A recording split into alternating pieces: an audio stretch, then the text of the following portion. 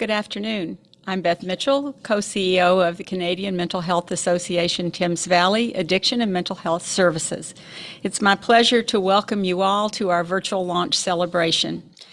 We're so pleased to have you join CMHA Thames Valley Addiction and Mental Health Services, or CMHA TVAMHS as we often call it, as we celebrate our first year as an integrated organization.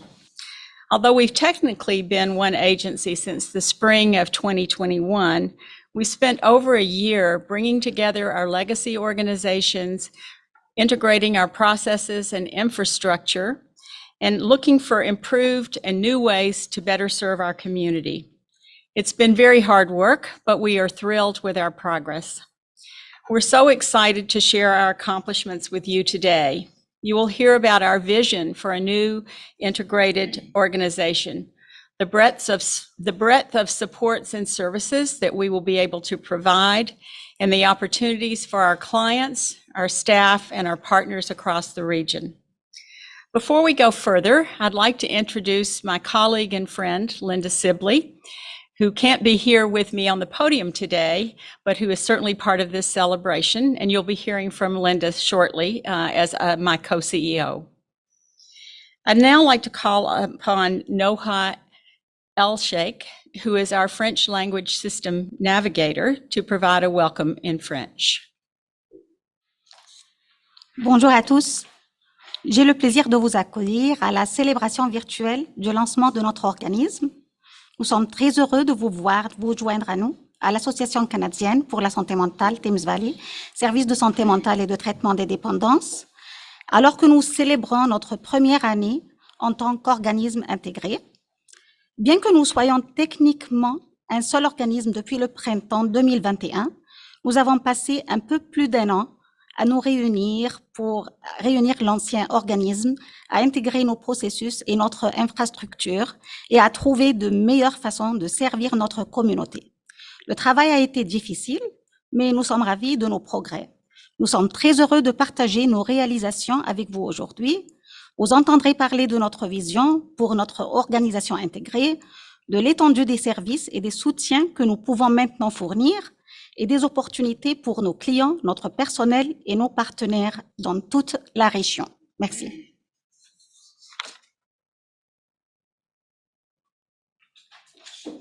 Thank you, Noha.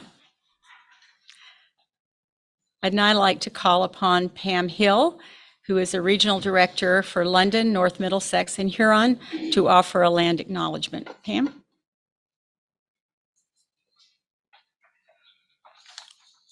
I'd like to begin our meeting in a good way, acknowledging the land. We work in the valley of the Dishkan-Zibi, or Antler River, which settlers called the Thames River. It flows through this part of Turtle Island, which sustains us and has delighted us with the beauty of fall colors as the seasons flow toward the renewal time of winter. Since the beginning, this land was cared for by the First Peoples so that it could be healthy for generations to come. May we do the same. I also acknowledge that we are gathered today on the traditional lands of the Anishinaabe, Haudenosaunee, Lenape, and Attawandaron, who shared this land as traditional beaver hunting grounds. I honor the long-standing relationships of the local First Nation groups who share this land and area in southwestern Ontario. The Deshkan-Zibi Anishinaabe, the Chippewas of First Nations of the Thames, Oneida Nation of the Thames, of the Haudenosaunee or Iroquois Confederacy, and the Lenni Lenape or Munsee Delaware Nation. We acknowledge that there are several treaties specific to this area which were intended to be of mutual benefit. Two of them are the Two-Row Wampum Belt Treaty of the Haudenosaunee Confederacy, the Silver Covenant Chain, and the Dish with One Spoon Covenant, Wampum of the Anishinaabe and Haudenosaunee. This land continues to be home to diverse Indigenous peoples, First Nations, Métis, and Inuit, whom we recognize as contemporary stewards of the land and vital contributors to society. We will seek true stories about the past and the present, strive to honor relationships, and learn about the historic and current contributions and importance of the First Peoples of Turtle Island, who and we will build new and equitable relationships. We are learning together to make reconciliation in our communities. Miigwech, Yawanko, Anusik.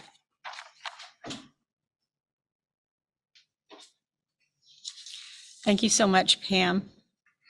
It's my pleasure to welcome Camille Quenneville, who is the CEO of CMHA Ontario, to bring greetings from our provincial association. Camille?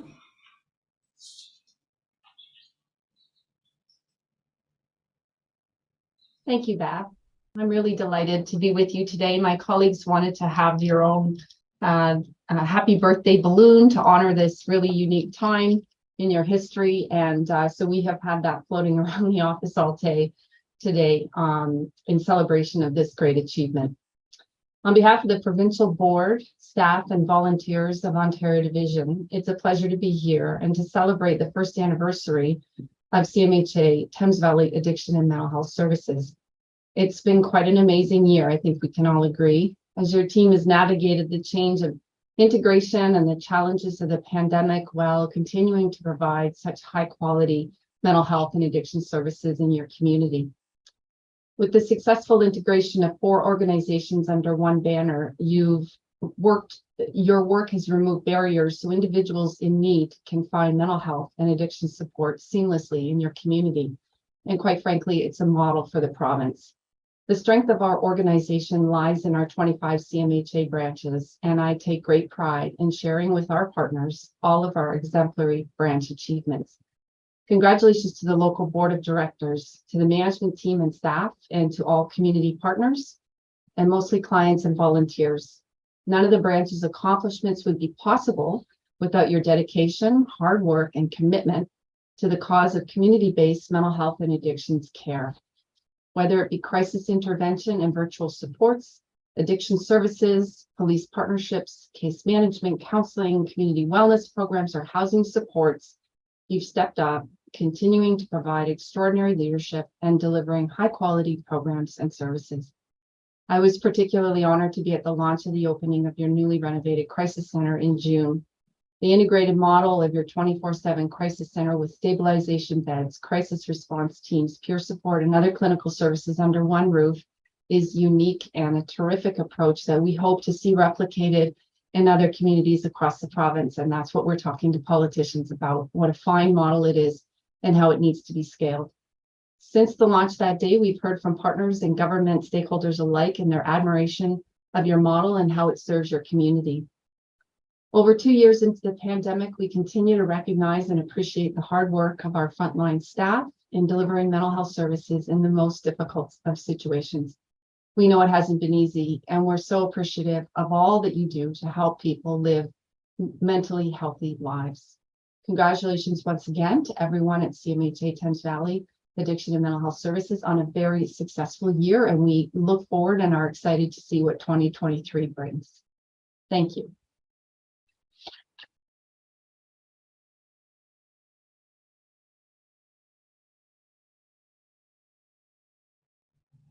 Thank you, Camille. Now it's my pleasure to welcome our board chair, Heather Bishop. Heather? Good afternoon, and for everyone who I haven't met, my name is Heather Bishop, and I'm the chair of the board for CMHA Thames Valley Addiction and Mental Health Services. As a board, we are always excited to learn about the impacts of all the amazing programs and services offered by CMHA and how they are continuously adapting through innovation and partnerships within our communities. Throughout the first year of being an integrated agency, the board of directors has provided support, guidance, and encouragement during the growing pains. Each of us brings a unique set of skills and experience to our roles. On behalf of the board, I want to express my appreciation to everyone at CMHA Thames Valley and congratulate you on the progress and successes we have achieved in our first year. We are excited about what the future holds for this organization and believe the valued staff and leadership will continue to be a pillar of support across Thames Valley for individuals experiencing mental illness and addiction. Thank you to each and every one of the more than 650 employees at CMHA Thames Valley for all the incredible and important work you do every single day. We are proud to be your board of directors. Thank you. It is now my pleasure to introduce the current Board of Directors for CMHA Thames Valley Addiction and Mental Health Services. Once the slide comes up.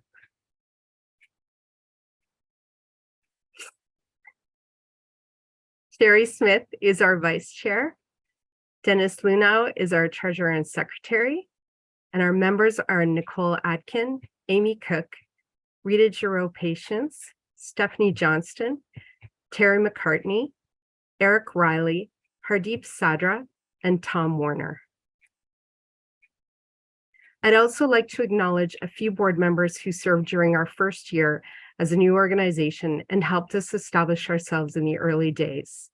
Sebastian Delalande, Bill Chantler, Patty Chapman, and Rod Wilkinson. My thanks to all of our board members, past and present, for your commitment to guiding this organization through its first year and beyond. Thank you.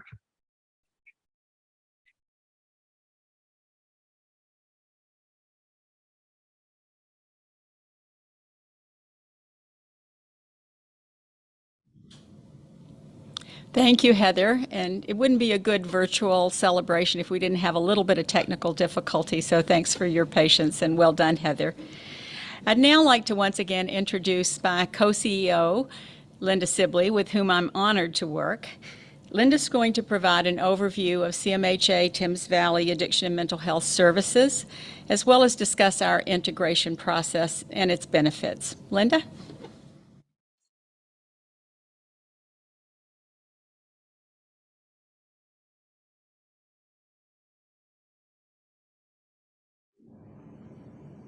I'm pleased to give you an overview of some of the history of our integration. In this next slide, you will see our three regions of Thames Valley that we are serving as an integrated organization. And you'll see that in the first slide, in the first transition, you'll see that we have a very wide reach all the way from Goderich to Lake Erie. You will see that we cross all the way over to the border to Sarnia and Lambton, and east to Waterloo, Wellington. We have regional centers in London, Strathroy, Woodstock, and St. Thomas. And we're using a hub and mini hub model where smaller centers that we refer to as mini hubs will also have access to services that have never been available before. So the hubs are the larger rural areas like Elmer, like West Lorne, and then mini hubs will be smaller areas like Norwich and Oxford, Elmer in Elgin, and Park Hill, for example, in North Middlesex. So we have regional centers, hubs, and mini hubs, and this is the area that we are mandated to serve as CMHA Thames Valley Addiction and Mental Health Services. In this slide, we are talking about our vision statement and mission statement. You can see we have a strong vision and core values. We are a values-driven organization. And you will see in our annual report with our statistics the large number of individuals and clients, family members that we are now serving across the Thames Valley area. So 18,102 clients in 21-22. And our staff is comprised of 629 individuals, and we have 185 volunteers, which we're very, very proud of our volunteer program. Please look at our annual report, which will be featured on the website, and you can see many more statistics and reflections about the year that has passed.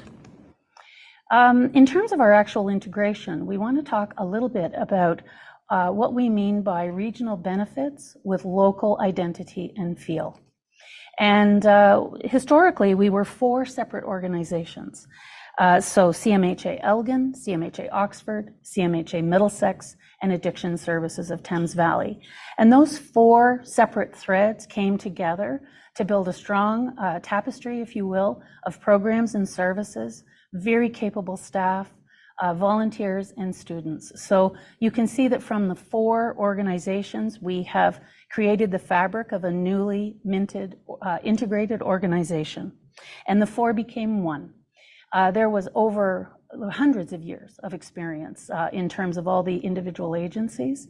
And we bring all of that experience together to culminate in the delivery of services and programs that we now have as a new addiction and mental health organization.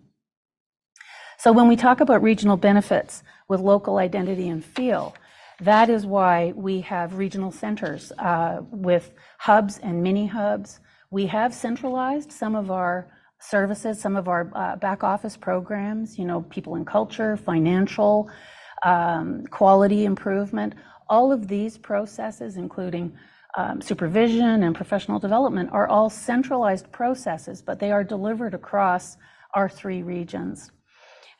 So we have the benefits of a large organization, but what we want to have happen in our regions is a real local identity and feel. So if you are a person living in Oxford County or Elgin or North Middlesex, you will receive your services as close to home as possible. And of course, with our capability with virtual services, that makes it even more possible, although there's many face-to-face interactions that we're back doing now in a post-pandemic world. So the other thing we want to talk about was how our work has been guided by what we call quadruple aim. And so there's 4 areas that we concentrate on when it comes to the benefits of this integration. The first benefit is related to the benefits for staff, for our leadership team, for our volunteers and students. Great opportunities in a larger organization. There have been many staff who have moved into new positions, a lot more opportunities to develop, one's CV and resume, and to bring the experiences that you had in your previous organizations into the work that you're doing daily. So there is a benefit in terms of how our staff, leaders, volunteers, and students can benefit and in terms of their work life, have a very different experience in a larger organization than they could in the previous 4 separate agencies.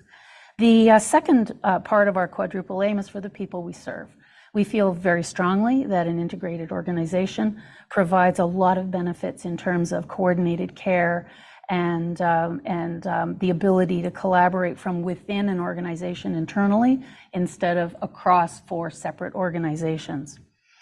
The next benefit in a quadruple aim approach is for the system and our partners. Our collaboration, coordination, the ability to move much more seamlessly together as an organization in our work with partners is a clear benefit in our mind. We know that in the years to come, we will be doing evaluation of those benefits as we've perceived them and reported them. And we have strong relationships with our system partners. The last part of the quadruple aim is for our infrastructure. So some great improvements and benefits in terms of coming together to provide both the things that we need to do internally in terms of people and culture and finance and payroll. All of those systems are now set up, and our infrastructure is very strong. We are reducing duplication, both in such things as committee representation across the 3 regions. And so we can reduce duplication, provide new experiences for staff to be involved in the community. And these 4 areas comprise our quadruple aim approach to the integration, both as we planned it, implemented it, and now are living it. The next slide I will just introduce is a video example of a client in terms of what their experience would have been pre-integration.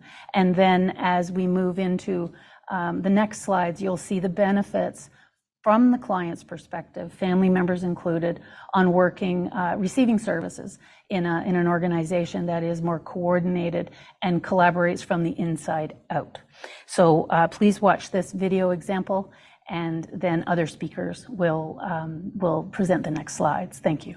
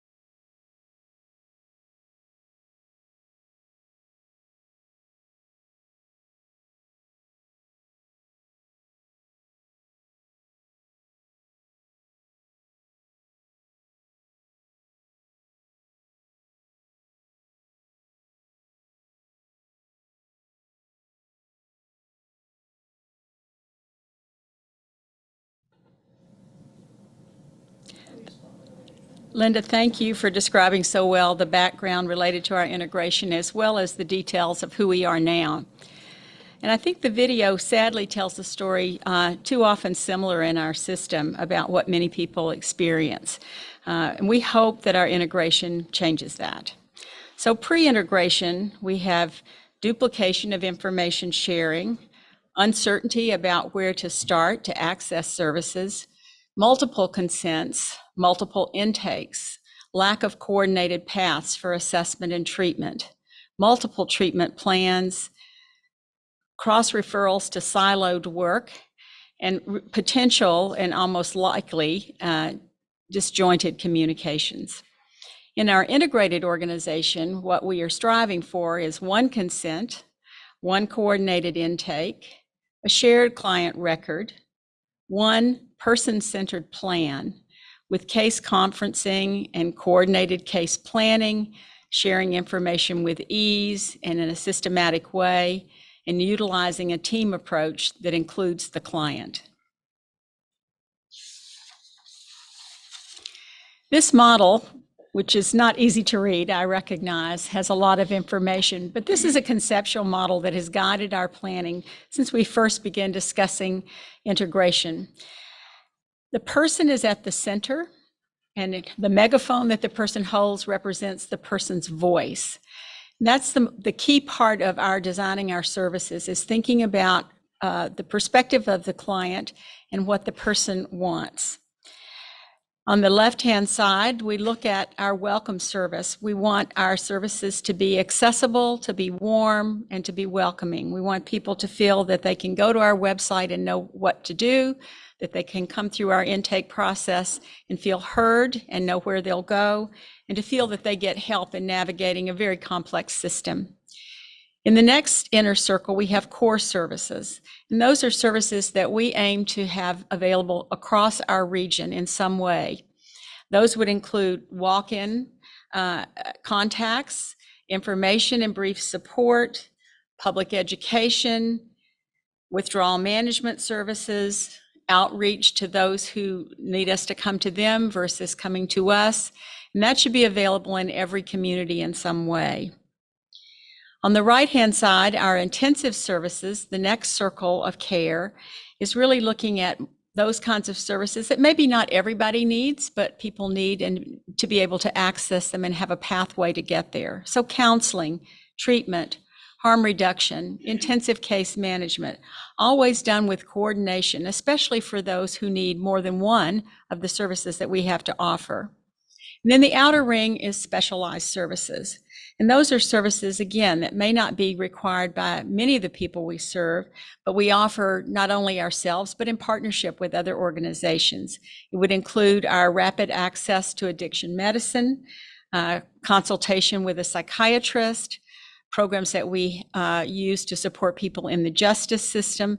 So a multitude of services that really are quite specialized. And again, we will help people navigate to get there. All of those services are designed to help a person move according to need and the stage that they're in. And we want to make sure that they're accessible across the region.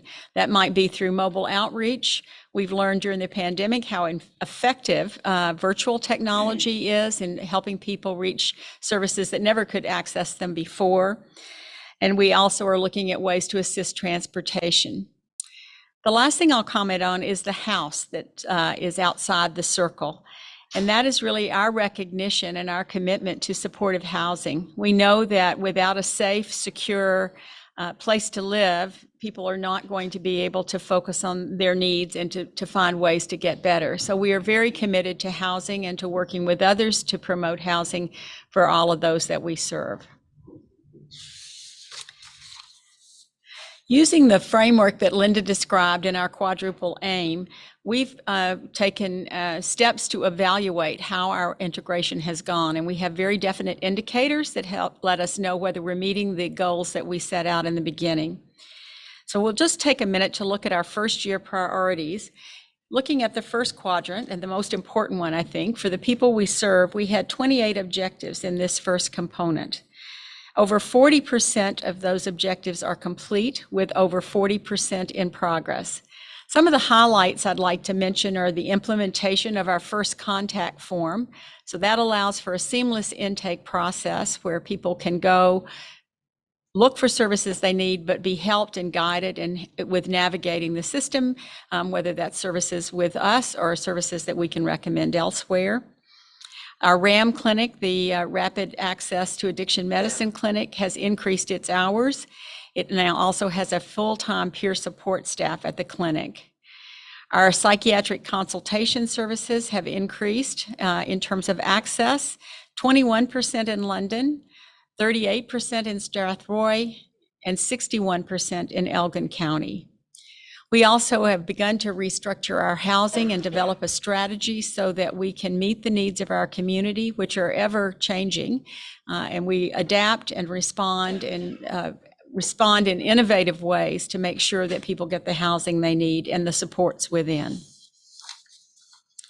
In the second quadrant, which really is looking at our staff, our leaders, our volunteers, and our students, we had 9 objectives. Over 50% of them are complete, with another 44% in progress. Some of our highlights here include a robust leadership development program, which we put in place early to help our leaders in managing the significant change that's going on all around us, and also to build their skills as leaders and create our leadership team in this new organization. We also now have a broad range of career opportunities for both our staff and leaders.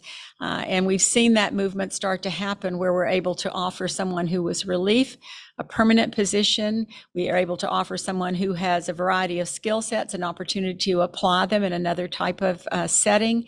And the benefit for our staff is that they can do these things without having to leave an organization to which they're committed. We have the foundation of the CMHA TVAMHS volunteer program. We rely very heavily on our volunteers and value their contributions, and we're bringing that together across Thames Valley. And finally, we have developed a standard orientation so that those who join our organization can learn about us, learn about our values, learn about the way we do things here, and have an opportunity to practice the skills that they bring to us. For our infrastructure, this has been a major piece of work for our first year. We had 17 objectives. Over 50% are complete and over 40% are in progress. Some highlights include an integrated budget and payroll, and I needn't tell you what a feat that was, and it has been a long journey, but one that is very necessary and appreciated. All of our legacy agencies are now on one platform at cmhatv.ca. And we've established an internal intranet for our staff to be able to access information, resources as they need it in an easily accessible way. For the final quadrant, we look at our first year priorities for our system and partners. We identified 4 objectives in this first year, and over 50% of them are complete, with over 50% in progress. Some of the highlights include a regional fund development strategy, social media platforms for CMHA TVAMHS, which are established and active, and we have a new agency brochure that outlines the wide range of services and supports that we have to offer and that we want to make sure that our community knows about. Would next like to highlight some of the work that has been going on across our region, and also the support and services that we have offered during times that have been stressful for our region and the people who live here. So I'd first like to introduce Sandra McCabe.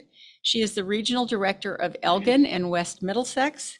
Sandra will provide an update on the work happening in Elgin County, and will also share with you some of the supports that occurred at CMHA TVAMHS during the pandemic.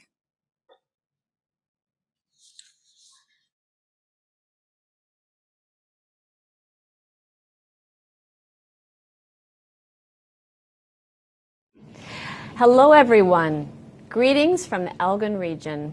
My name is Sandra McCabe, and I am honored to represent Elgin and West Middlesex as their regional director. In the Elgin region, we have done amazing things this past year. It's been very busy. On the street, we have our street outreach team who've supported the city with the COVID response for 3 weeks during this last fall. This year, this team has doubled in size, and we have now 4 mental health and addictions workers hitting the streets to support those individuals living rough. We have Elgin's mobile outreach and crisis teams who continue their work with Elmer OPP and St. Thomas Police in meeting clients when in crisis and where mental health support is needed. The multitude of services that Elgin County has is amazing. We have housing supports, both short-term and long-term, 8 community homes for opportunity. We have walk-in crisis, both in hospital and in office, addictions counseling, vocational, system navigation, social rec and rehab, transitional and case management, brief counseling, early intervention program for psychosis, and peer supports, all across the region in Elgin. There is a continuum of these programs and services, and this creates a great sense of pride and collaboration in our community. During the pandemic, many of these services continued operating. We had the annual report shows a total of 55,316 calls received by reach out, supportive listening, friendly callers, and tandem after hours, with 703 crisis call diversion. These essential services, along with the crisis teams at 648 Huron Street, those mental health workers working in the hospitals in St. Thomas, Strathroy, Oxford, at the RAM Clinic, and the primary care team provided support and guidance to residents in our regions during the pandemic. Your work does not go unnoticed. During the past year, the Crisis Center at 648 was rebuilt, redesigned, and the result was a new, improved 24/7 crisis center, including partner organizations, a crisis drop-off for EMS, and 10 beautiful crisis stabilization beds. Also in London, we had My Sister's Place open during the pandemic. They were supporting individuals with meals, harm reduction kits, and system navigation. We very much value and appreciate all these amazing supports. Coming together in Elgin at the beautiful Pinafore Park in July was our first Elgin Regional Barbecue, and it was so refreshing. Finally, many staff had the opportunity to meet their colleagues, not just behind the screen. Our Elgin services extend up to Aylmer and down to West Lorne. We have offices in family health teams, and we meet clients where they're at and this helps ease the lack of travel and accessibility that many folks entering or encountering who live in the county, in the rural communities.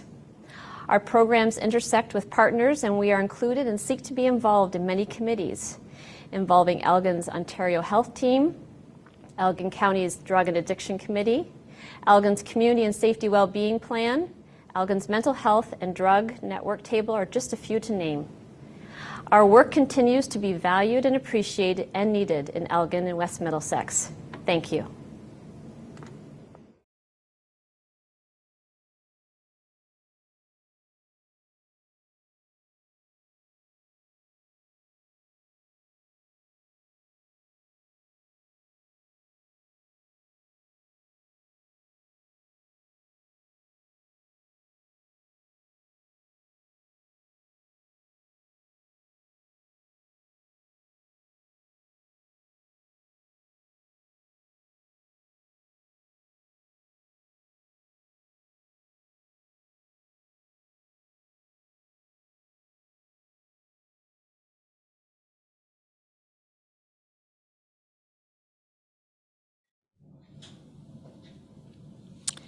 Thanks so much, Sandra.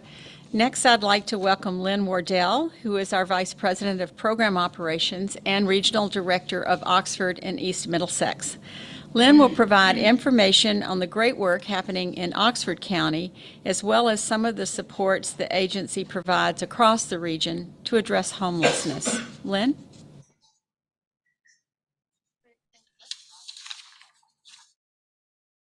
From the Oxford region. I'm Lynn Wardell, and I'm honored to represent Oxford and East Middlesex as the regional director, as well as representing our entire region as VP of Program Operations. The Oxford region includes Tavistock, Woodstock, Ingersoll, Dorchester, and Tillsonburg. It's been a very busy year in Oxford, with some programs resuming full in-person services and others growing and expanding after we learned from the pandemic how providing services virtually could increase our reach to people who had barriers such as travel and transportation that impeded their ability to participate in programs. An example of this is our DBT program, which has gone completely virtual, allowing for our clients across the Thames Valley region to attend. Our concurrent disorders group has expanded and has adopted a hybrid model, serving our clients across the Thames Valley region. Our clients have the option to attend virtually or in person, depending on what works best for them. With some additional funding from the County of Oxford, our peer support outreach team has been able to focus more time doing outreach on the streets of downtown Woodstock, including expanded hours and spending some time at the Inn, the Operation Sharing's Day Space, and Indwell's Blossom Park townhomes and apartments. This work allows our team to build relationships with individuals, and for those who are homeless or precariously housed, assist them with getting connected to services.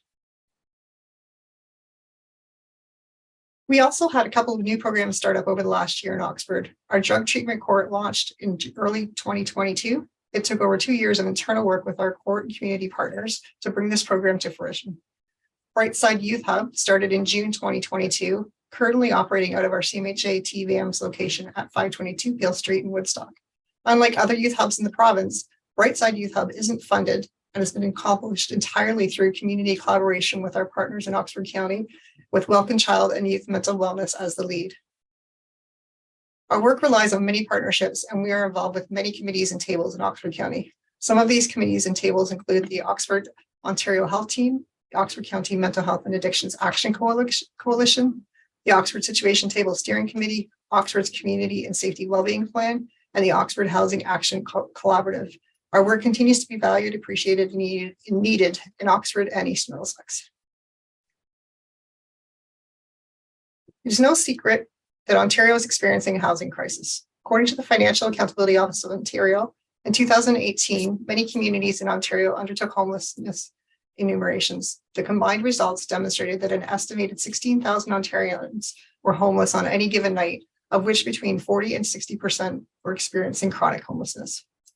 The Association of Municipalities Ontario indicates there are lots of reasons for this crisis, including not enough different housing options, low vacancy rates, and a limited housing supply. And this was pre-COVID. Add in the impacts of COVID, including rising costs in construction materials due to material shortages over the last 2.5 years, an inflation rate that has skyrocketed, and a housing market that has resulted in increasing housing and rental costs that incomes cannot keep up to. There's more demand than there is supply for rental accommodations. Housing is a basic need and a social determinant of health. The lack of adequate housing impacts a person's overall health and wellness, including their mental health. People struggling with addictions and or mental illness are also at much higher risk of being homeless or becoming homeless for many reasons. Trying to help address and support people who are homeless or living rough is a large part of our work. There are many different reasons why people are homeless. Therefore, there are many different types of housing options and programs that we need to provide. For example, in Elgin, we have 4 mental health and addiction workers who are on the street providing street outreach, connecting with those who are homeless or living rough, providing support and working with them to find housing.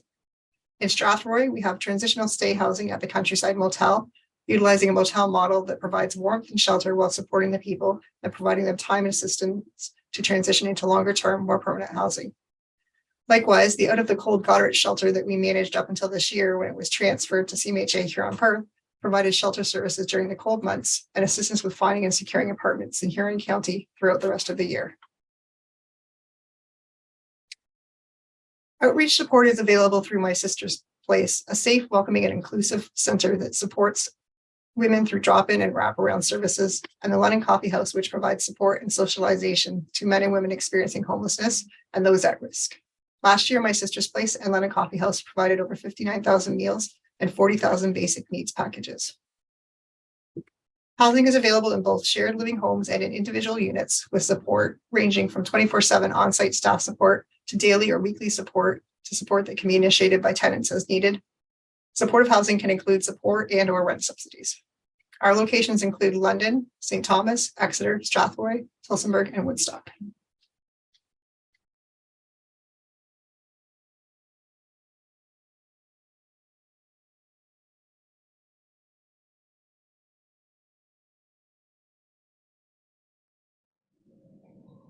Thanks so much, Lynn. I'd like to call Pam Hill back up to the podium again. Pam, as I said, is the Regional Director for London, North Middlesex, and Huron. She's going to provide information on the extensive work happening in her portfolio, as well as some of the supports that CMHA TVAMHS provides across the region to address the opioid crisis. Pam? Thank you, Beth. I do have the pleasure of being the Regional Director for a large and diverse area that includes London, North Middlesex, and Exeter Goderich. The dedicated staff working in Huron County provide transitional case management, housing with supports, and community wellness programming for a rural population. It's wonderful to have the hub of activity on site again, with the fragrance of hot lunches creating a welcoming environment. This area is part of the Huron-Perth Ontario Health Team and works with community partners, including the newly integrated CMHA Huron-Perth.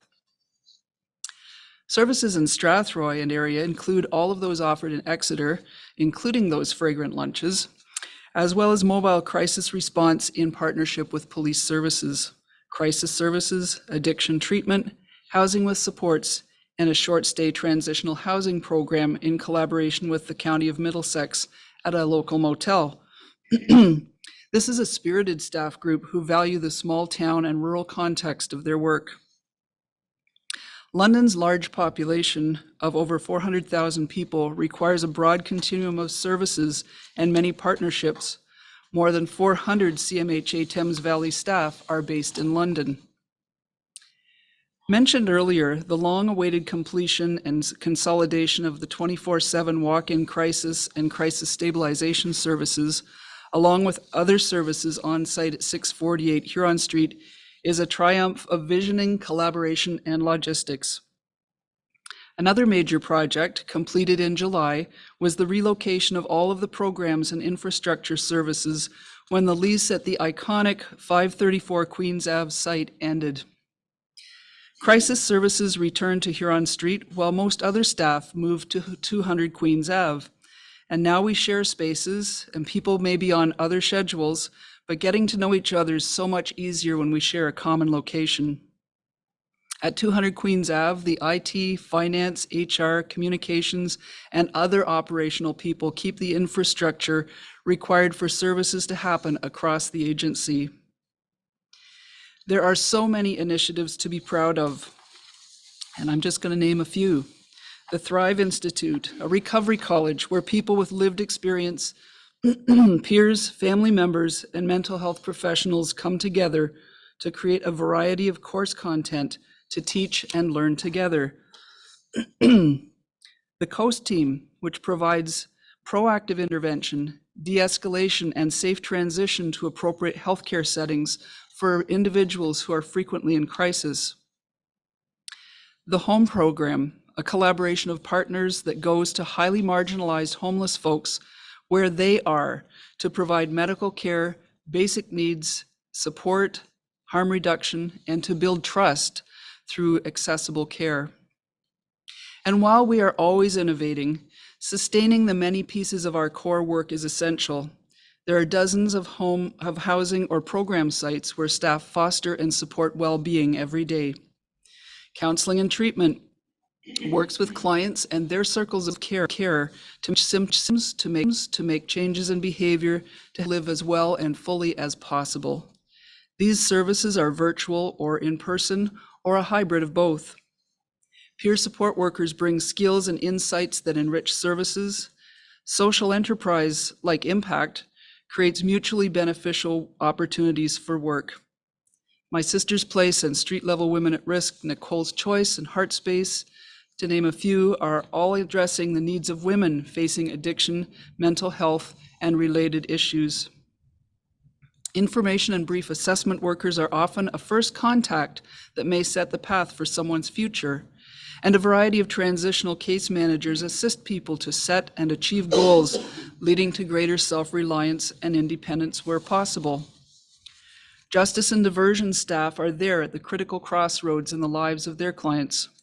I wish I could acknowledge every program and person who is part of this region. I am proud of this work and appreciate the managers and directors who guide and support the CMHA TVAMHS present in our region and online. One of the dominant realities that influences our work and our community is the opioid crisis. While this crisis far preceded the COVID-19 pandemic and our integration, there has been a steady increase in opioid-related harms and deaths since 2017, putting pressure on healthcare and emergency response services and causing immeasurable suffering for individuals and for those who care about them. In 2021, the Thames Valley region had more than 1,250 visits to emergency departments due to opioid poisoning or related concerns, and 131 deaths where opioids played a role. The opioid crisis has evolved as street-sourced substances are now often adulterated with substances that resist the reversal that naloxone can provide. Additionally, the pandemic created more isolation, and individuals who used opioids in the relative safety of companions were then at a greater risk when using alone. This crisis, intersecting with housing and poverty issues, has propelled us to work to more collaborative work than ever, not only for the delivery of services, but also for reforming our systems and seeking solutions that address the holistic needs of people.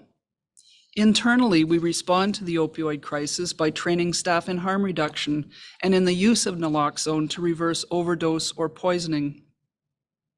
We have naloxone readily available and offer training and supplies to clients, family, or friends who may be in a position to respond to an overdose. We run a cutting-edge rapid access to addiction medicine clinic, or RAM, in London, and we have staff embedded or closely connected to RAM clinics in Woodstock, St. Thomas, and Strathroy.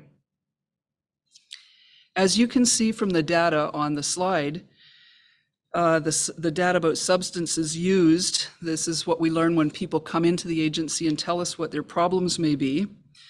The issues around opioids are significant, but other substances affect a higher percentage of the overall population. One of the provincial initiatives that we've been able to support and implement, and which we can provide self-guided treatment for people using any substance, is Breaking Free Online. When we applied to host the regional implementation lead for Breaking Free Online, we knew that we would benefit from developing this expertise internally and be able to support a rollout across the province. This digital behavioral change program has more than a decade of evidence and evolution in Britain and is demonstrating powerful effectiveness in changing behaviors that negatively impact substance use and mental health. As a digital program, data collection is seamless. We know that many individuals choose the program independent of professional services simply by going to the site on the web, on the internet, and they make changes, life-changing changes. Others learn about and use the program concurrently with professional supports from our programs. We know that people access the interactive elements of this program all hours of the day and every day of the week, day and night and every day of the week, when counselors are not available. This builds confidence that practicing skills can help surf a craving or choose mindfulness over impulse.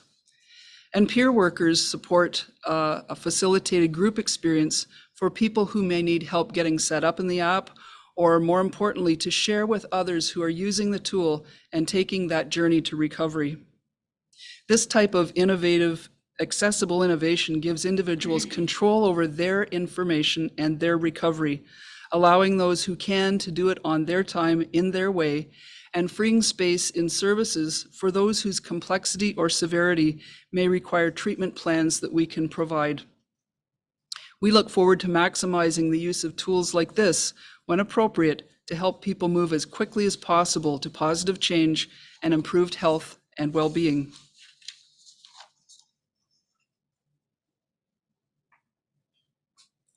Thank you so much, Pam. I'd like to once again introduce Noha Elsheikh, who is our French language addiction and mental health system navigator, to share the work of her program.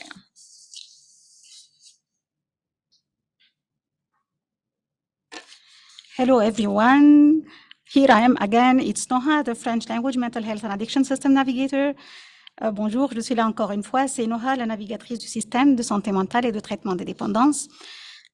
So I'm here to talk about our FLS services. Je suis là pour parler de nos services en français, especially about the French Language, Mental Health and Addiction System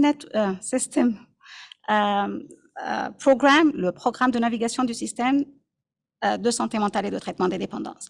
So I would like to say that it's a different program, different than any other program. It's unique. Why? Because of the eligibility criteria. So c'est un programme complètement différent à cause des critères d'admissibilité. So it's a program for all ages, in the Southwest area, the whole Southwest area. C'est un programme pour tout âge, pour tous les âges dans la région du Sud-Ouest. We offer up to 10 hours of free psychotherapy. On offre jusqu'à 10 heures de psychothérapie gratuite. We offer psychiatric consultations if needed, des consultations psychiatriques au besoin, et on en a besoin. Et interpretation services, and when I say that, it's outside of our office, because inside of our office, we offer everything in French, but outside, if our clients need support outside, we help them with the interpretations and we pay for that, we cover that. Alors, on offre aussi l'interprétation, les services d'interprétation hors de nos bureaux, parce que à l'intérieur de nos bureaux, on parle en français, mais si nos clients ont besoin et ils ont besoin de l'interprétation, on les aide et on offre les services d'interprétation. Puis aussi, and also we offer educational sessions, des séances éducatives.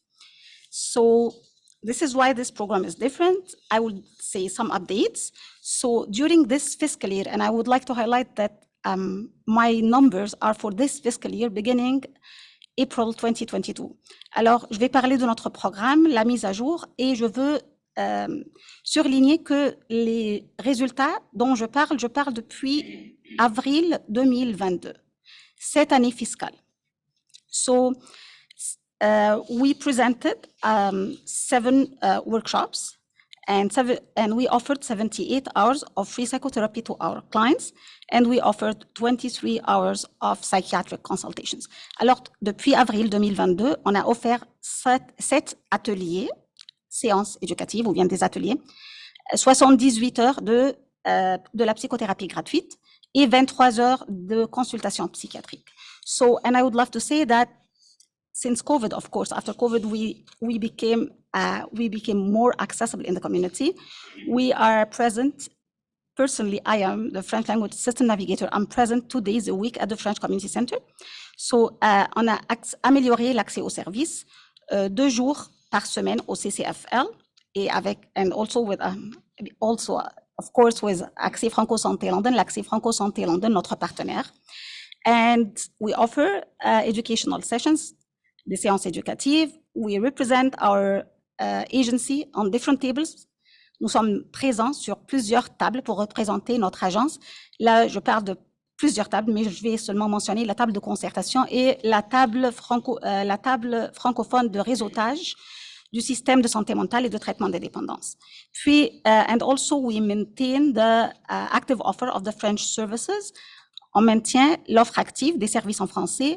And we have created our brochure for the brochure of our new agency in both languages, French and English. On a créé une brochure ou bien 2 brochures, parce qu'une en français et une en anglais, dans les 2 langues pour notre nouvel organisme. We are keeping our work and continuing working on our service, mental health and addiction service guide. Nous continuons de travailler sur le guide de ressources des services en français. And then also we, beside of our psychotherapist, our psychiatrist, and we kept our bilingual our bilingual addiction counselor. Alors, à côté aussi de notre psychiatre et notre psychothérapeute, on a aussi on a notre travailleuse ou bien conseillère en traitement des dépendances. Now, this was outside of our agency, but internally, ça c'était à l'extérieur de notre agence, mais à l'intérieur, so we had our subcommittee, the French Language Services Subcommittee, where we have members of the board. Alors, à l'intérieur de notre organisme, nous avons notre sous-comité des services en français avec des membres du conseil d'administration. We created the terms of reference for the subcommittee. On a créé le mandat pour notre sous-comité. And we did submit a report to, as we usually did before the integration, but we did submit a report to a French language annual report to the board of directors. On a soumis un rapport à notre conseil d'administration pour rapport sur les services en français. We are now preparing for our internal French language services committee. Nous sommes en train de préparer pour notre comité, le comité interne des services en français, and we are presenting to the staff. As you know, we have around 700 colleagues working with us, so we present to them. On présente pour nos collègues, on leur fait la mise à jour de nos services. We are completing our, we did complete our French language health services report. On a complété le rapport annuel sur les services en français, and we created a new account on Twitter for the new agency in French. Et on a fait la mise à jour, on a créé un compte sur Twitter pour les services en français. Merci.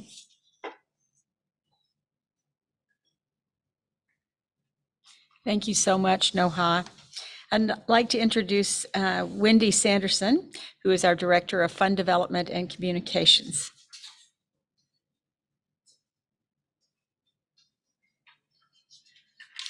Thank you, Beth. It's my pleasure to share with you today the remarkable support we've received from the community over the past year as an integrated organization. The benefits for our donors include the ability to direct a gift to the funding priority area that best aligns with their personal interests. We're proud to offer 5 specific funds to our donors to ensure their gift has the greatest impact. I'm also pleased to report that we have seen a 50% increase in donations over the past year from our donors.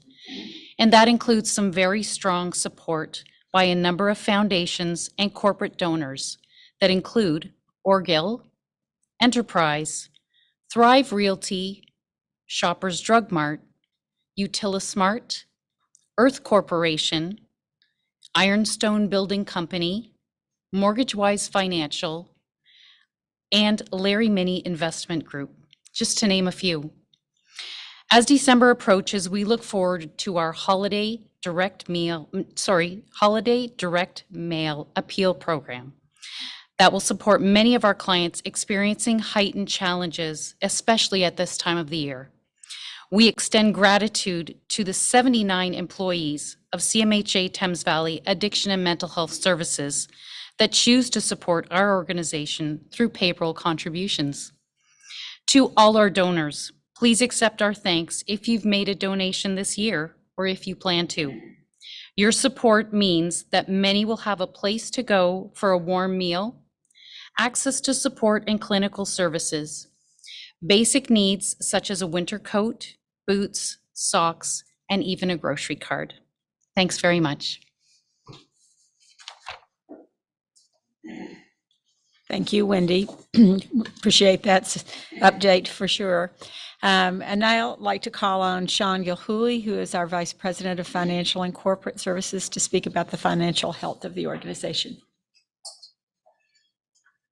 Thanks, Beth. I realize that the only thing standing between you and enjoying the rest of this great day is me. So I'm going to make this rather brief, but just to give you a bit of an overview of where the organization ended up for fiscal year 21-22, I'm really pleased to report that in spite of a very challenging year with COVID and with staffing issues and everything else that was going on in the world, we managed to balance our operations. I'm going to go over where our funding actually comes from and where we actually spend our money, but I truly believe that we manage our resources effectively and steward those resources for the good of our clients and individuals served. So as you can see from this slide, as far as our revenue, we do rely on Ontario Health West and the Ministry of Health for the majority of our funding. That being said, we also, you've heard from Wendy earlier, rely on donations and from other funding agencies. So approximately 31.9 million comes from Ontario Health West and another 4.1 from the Ministry of Health. And most of the Ministry of Health funding has to do with our housing portfolio. So very crucial to offering those services to our clients. Other revenue includes things like City of St. Thomas, Huron County, London Community Foundation and their support, Women's Foundation, La Una, and CMH that also supports this organization. So it's a very broad swath of funders that support the great work that we do. Heard from earlier from Wendy, donations are certainly a very important part of how we keep the organization functioning. So we manage, again, to do very well when it comes to donations for an organization of about $50 million. The United Way was another huge supporter of us for about $950,000 and could not do without that support. So where do we spend our money? The majority of our funding goes towards salaries and benefits. We are a people organization. We are proud of that. Along with that, we support our programs, obviously. So benefits are about $32.7 million, occupancy of $7 million, along with programs of 3.9, and operations of 3.2. So further details can be found in our audited financial statements. We're more than happy to share those with anybody if they're actually interested in going through statements. We're happy to give those to you.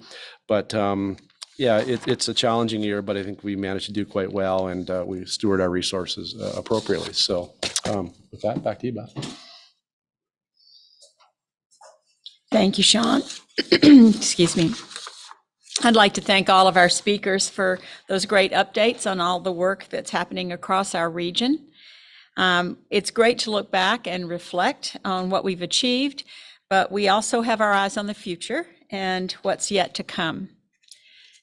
We're looking at already at 23-24, the kinds of changes in programs and services that you've heard about, and some of the plans that we have to grow and develop them, and also to look at innovative ways to serve our communities.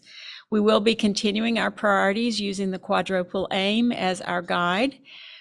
It's time for us to focus on our organizational culture. We've spent a lot of time on the nuts and bolts of putting together financials and IT systems and buildings, but as Shawn has said, people are the most important part of our organization. We want this to become an organization where people feel themselves welcome at home, and where people can be proud to say that they work for CMHA TVAMHS. We'll continue advocating for those we serve. And as always, we will base what we do on our mission, vision, and values. I wanted to let you know that we're pleased to announce today the release of our annual report. We hope you'll have the opportunity to read and learn more about CMHA Thames Valley Addiction and Mental Health Services and our first year. I can say the report has lots of pictures and stories and really good insight into kind of the work that goes on here and the passion that we all feel for the work in this area. You can find our annual report on our website, www.cmhatv.ca.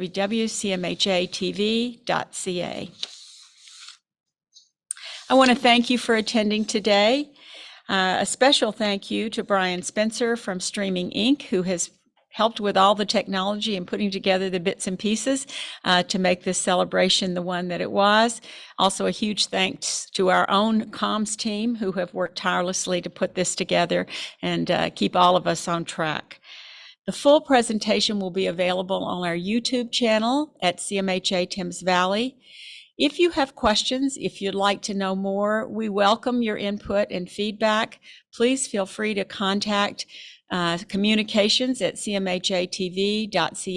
We are more than happy to supply more information if you're looking for resources for your own organization, or you just like to know more about some of the things we've talked about today.